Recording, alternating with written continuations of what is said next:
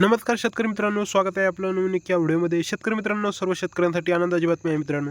राज्यात पीक विमा कर्ज भरू नका असं आव्हान शेतकऱ्याला देवेंद्र फडणवीस यांनी दिलेलं आहे मित्रांनो. सर्वात मोठी बातमी आहे मित्रांनो, तुम्ही व्हिडिओ हा पूर्ण पहा.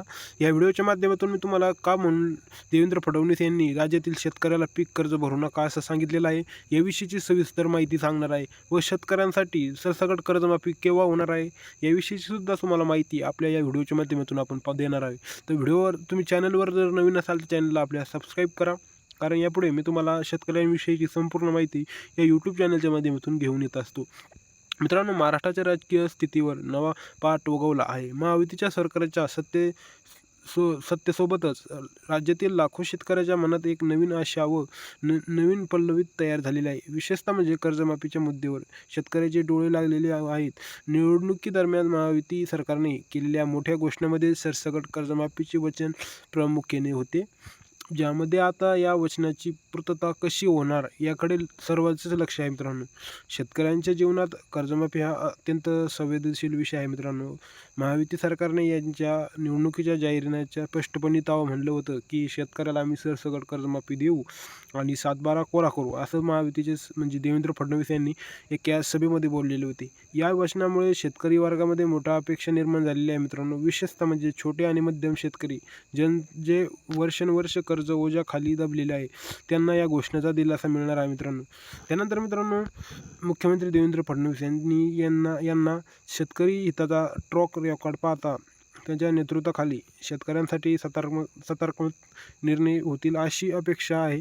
2014मध्ये त्यांचा पहिला मुख्यमंत्रीपदाच्या कार्यकाळात त्यांनी छत्रपती शिवाजी महाराज कर्जमुक्ती योजना सुरू केली होती.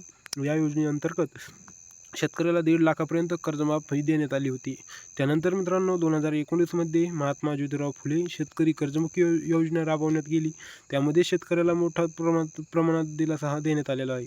सध्याच्या परिस्थितीत राज्यातील शेतकऱ्यांची आर्थिक स्थिती चिंताजनक आहे मित्रांनो.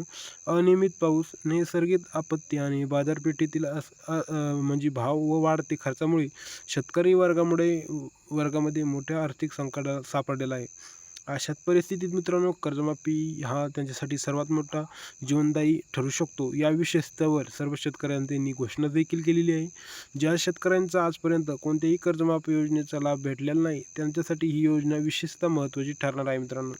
नव्या कर्जमाफी योजनेत काही महत्त्वाचे मुद्दे विचारात घेण्यात जाणार आहे अशी अपेक्षा आहे. प्रथमतः म्हणजे ज्या शेतकऱ्यांना यापूर्वी कधीही कर्जमाफी मिळालेली नाही, त्यांना प्राधान्य दिले जाणार आहे मित्रांनो.